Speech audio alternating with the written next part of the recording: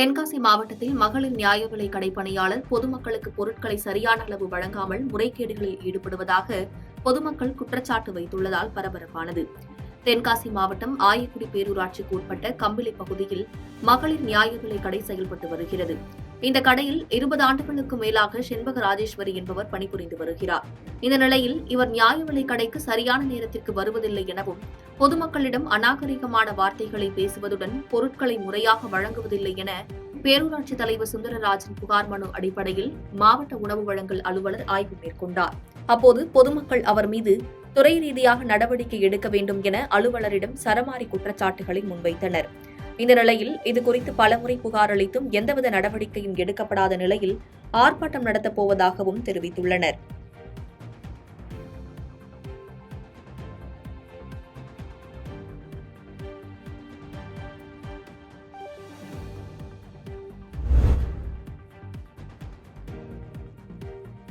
திருவாரூர் ஒழுங்குமுறை விற்பனை கூடத்தில் ரூபாய் 2,87,00,000 ரூபாய்க்கு பருத்தி ஏலம் நடைபெற்றுள்ளது. திருவாரூர் மாவட்டத்தில் குறுவை, சம்பா, தாளடி நெல்லுக்கு அடுத்தபடியாக பருத்தி சாகுபடியில் விவசாயிகள் அதிக அளவில் ஈடுபட்டு வருகின்றனர். அந்த வகையில் திருவாரூர் விற்பனை குழுவில் உள்ள திருவாரூர், குடவாசல், வலங்கைமான், மூங்கில்குடி உள்ளிட்ட ஒழுங்குமுறை விற்பனை கூடங்களில் பருத்தி ஏலம் நடைபெறுவது வழக்கம். அதன்படி திருவாரூர் ஒழுங்குமுறை விற்பனை கூடத்தில் பருத்தி ஏலம் நடைபெற்றது. இந்த ஏலத்தில் ஆந்திர, கர்நாடக மாநிலங்களில் இருந்தும், ராஜபாளையம், விழுப்புரம் உள்ளிட்ட வெளி மாவட்டங்களில் இருந்தும் வியாபாரிகள் வந்திருந்தனர். இதில் 2,87,27,524 ரூபாய் மதிப்பில் 4,157 பருத்தி ஏலம் விடப்பட்டது. குறிப்பாக கடந்த 4 வாரங்களில் நடந்த பருத்தி ஏலத்தில் 7,01,61,000 பருத்தி ஏலம் நடைபெற்றுள்ளதாக தெரிவிக்கப்பட்டுள்ளது.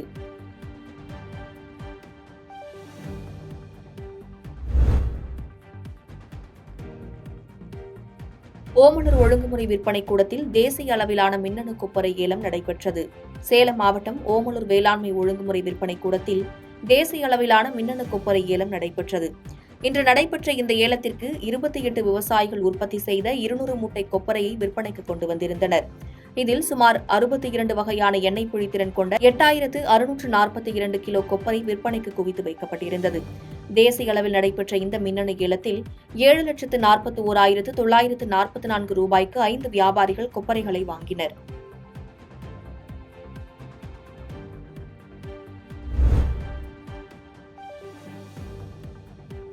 தேனியில் மீண்டும் தக்காளி விலை 1 கிலோ 120 ரூபாய் வரை உயர்ந்திருப்பதால் பொதுமக்கள் பாதிப்படைந்துள்ளனர். தமிழகத்தின் பல பகுதிகளில் தென்மேற்கு பருவமழை தீவிரமடைந்து வருகிறது. இதன் காரணமாக தக்காளி, வெங்காயத்தின் விளைச்சல் வெகுவாக பாதிக்கப்பட்டு வருவதால் சந்தைக்கு காய்கறிகளின் வரத்து குறைந்துள்ளது. இதன் காரணமாக காய்கறிகளின் விலையும் தொடர்ந்து உயர்ந்து வருகிறது. அந்த வகையில் தேனி மாவட்டத்தின் பல பகுதிகளில் தக்காளி கிலோ 100 ரூபாய்க்கு விற்பனை செய்யப்பட்டு வருகிறது. இதேபோன்று வெங்காயம் கிலோ 60 ரூபாயிலிருந்து 70 ரூபாய் வரையும், இஞ்சி கிலோ 150 ரூபாயிலிருந்து 170 ரூபாய் வரையும் விற்பனை செய்யப்பட்டு வருகிறது. இதனால் பொதுமக்கள் வெகுவாக பாதிக்கப்பட்டுள்ளனர்.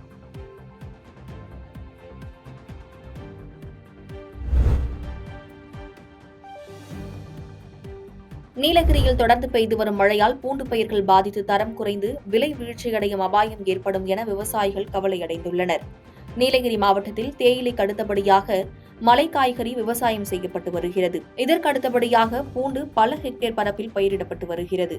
இந்த நிலையில் தற்போது காற்றுடன் தொடர் மழை பெய்து வருவதால் பூண்டு செடிகள் கீழே சாய்ந்துள்ளதால் அழுகிய நிலைக்கு செல்லக்கூடும் என விவசாயிகள் வேதனை தெரிவித்துள்ளனர்.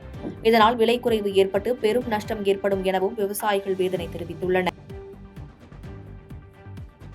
பாதகம் செய்பவரை கண்டால் நாம் பயங்கொள்ளலாகாது பாப்பா, மோதி மிதித்து விடு பாப்பா, அவர் முகத்தில் உமிழ்ந்து விடு பாப்பா. அண்மை செய்திகளை உடனுக்குடன் தெரிந்து கொள்ள இணைந்திருங்கள் இயம்நாடு தொலைக்காட்சியுடன்.